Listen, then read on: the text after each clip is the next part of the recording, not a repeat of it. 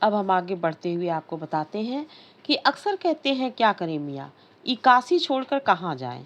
गंगा मैया यहाँ, बाबा विश्वनाथ यहाँ, बालाजी का मंदिर यहाँ, यहाँ हमारे खानदान की कई पुश्तों ने शहनाई बजाई है।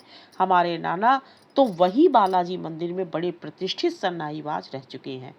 तो ये बताते हैं कि हम काशी छोड़कर कहाँ जाएं, क्योंकि इन्हें गंगा से भी लगाव था, इन्हें विश्वनाथ जी से भी लगाव था, इन्हें बालाजी से भी लगाव था। और फिर बताते हैं कि हमारे खानदान की कई पुश्तें जो हैं वो शहनाई यहाँ पर बजाती रही हैं।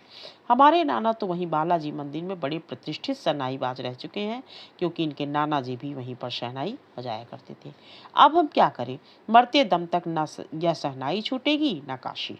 इनको काशी से कितना लगाव था, यही बता रहे हैं कि मरते दम तक ना तो शहनाई हम छोड़ेंगे और ना ये काशी छोड़ेंगे। जिस जमीन ने हमें तालीम दी, जहाँ से अदब पाई, वो कहाँ और मिलेगी। शहनाई और काशी से बढ़कर कोई जन्नत नहीं है इस धरती पर हमारे लिए। अब ये बताते हैं कि शहनाई और काशी से बढ़कर कोई स्वर्ग नहीं है इस धरती पर हमारे लिए। ये काशी को ही स्वर्ग मानते हैं और शहनाई को ही अपना कर्म मानते हैं। काशी संस्कृत की पाठशाला है। शास्त्रों में आनंद कानन के नाम से प्रतिष्ठित, शास्त्रों में बनारस का, वाराणसी का आनंद कानन के नाम से प्रतिष्ठित हुई है, उनको प्रतिष्ठा मिली है। काशी में कलाधर हनुमान व नृत्य विश्वनाथ हैं। काशी में बिस्मिल्ला खां है। काशी में हजारों सालों का इतिहास है, जिसमें पंडित कंठे महाराज हैं, विद्याधरी हैं, बड़े रामदास जी हैं, मौजुद्दीन खां है व इन रसिकों से उपकृत होने वाला अपार जन समूह है। यह एक अलग काशी है, जिसकी अलग तहजीब है, अपनी बोली और अपने विशिष्ट लोग हैं। इनके अपने उत्सव हैं, अपना गम इनके अपने उत्सव हैं और अपना गम है, अपना सेहरा बनना और अपना नौहा। आप यहाँ संगीत को भक्ति को किसी भी धर्म के कलाकार से, कजरी को चैती से, विश्वनाथ को विशालाक्षी से, बिस्मिल्ला खां को गंगा द्वार से अलग करके नहीं देख सकते। अर्थात इन सभी का अपना अपना महत्व है और एक दूसरे से लगाव है। अक्सर समारोह एवं उत्सवों में दुनिया कहती है ये बिस्मिल्ला खां है। बिस्मिल्ला खां का मतलब बिस्मिल्ला खां की शहनाई। शहनाई इनकी पहचान बन चुकी थी और ये शहनाई में बहुत ही शोहरत प्राप्त कर चुके थे। तो लोग शहनाई से ही इनको पहचानते थे। जब ये बड़े बड़े उत्सवों में जाया करते थे, वहाँ शहनाई बजाते थे, तो लोग इनकी पहचान बताते कि ये बिस्मिल्ला खां है। इसका मतलब कि ये शहनाई बजाने वाले उस्ताद हैं। शहनाई का तात्पर्य बिस्मिल्ला खां का हाथ से आशय इतना भर कि बिस्मिल्ला खां की फूंक और शहनाई की जादुई आवाज का असर हमारे सिर चढ़कर बोलने लगता है। शहनाई में सरगम भरा है। खां साहब को ताल मालूम है, राग मालूम है, ऐसा नहीं है कि बेताल जाएंगे। शहनाई में 7 सुर लेकर निकल पड़े। शहनाई में परवरदिगार गंगा मैया उस्ताद की नसीहत लेकर उतर पड़े। दुनिया कहती सुबहान अल्लाह, किस पर बिस्मिल्ला खां कहते हैं अल्हम्दुलिल्लाह।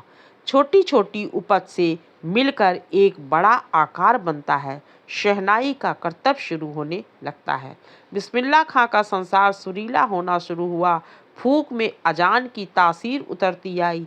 देखते देखते शहनाई 1.5 शतक के साज से 2 शतक तक साजों की कतार में सरताज हो गई। देखते देखते इन्होंने शहनाई का प्रचार प्रसार किया, इतनी अच्छी शहनाई बजाई कि 1.5 शतक के साज से 2 शतक का साज बन गई और साजों की कतार में सरताज बन गई। अर्थात जितने भी साज मतलब जितने भी वाद्य हैं, उन सब में शहनाई सबसे श्रेष्ठ स्थान पा गई। अमरुद्दीन की शहनाई गूंज उठी। उस फकीर की दुआ लगी जिसने अमरुद्दीन से कहा था बजा बजा। किसी एक दिन शिष्या के डरते डरते खां साहब को टोका, बाबा आप यह क्या करते हैं? इतनी प्रतिष्ठा है आपकी, अब तो आपको भारत रत्न भी मिल चुका है और यह फटी तहमत न पहना करें। किसी दिन इनकी कोई शिष्या थी जो इनकी इनसे सीखने वाली इनकी कोई शिष्या थी जो डरते डरते खां साहब को बोली है, खां साहब से बोली है कि बाबा अब आप ये क्या करते हैं, आपका इतना प्रतिष्ठा, इतने आप प्रसिद्ध हो गए हैं और आपको भारत रत्न से सम्मानित भी किया जा चुका है, अब आप फटी लुंगी ना पहने। तहमत का अर्थ होता है लुंगी।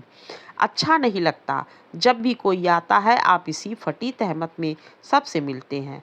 खां साहब मुस्कुराते हैं और कहते हैं, बड़े ही प्यार से कहते हैं, धत पगली, भारत रत्न हमको इस सहनैया पे मिला है, लुंगिया पे नहीं। उनका कहना है कि हमको जो भारत रत्न का सम्मान मिला है वह शहनाई वादन पे मिला है, इस हमारी फटी हुई लुंगी पे नहीं। तुम लोगों की तरह तरह का बनाव श्रृंगार देखते रहते तो उम्र ही बीत जाती। अर्थात वो बताते हैं कि हम बनाव श्रृंगार पे कभी ध्यान नहीं दिए हैं और हम हमेशा लगन और मेहनत से शहनाई की वादन पे ही ध्यान दिए हैं। तब क्या खाक रियाज हो पाता, ठीक है बिटिया आगे से नहीं पहनेंगे। फिर ये भी बताते हैं कि ठीक है आगे से हम इसको नहीं पहनेंगे।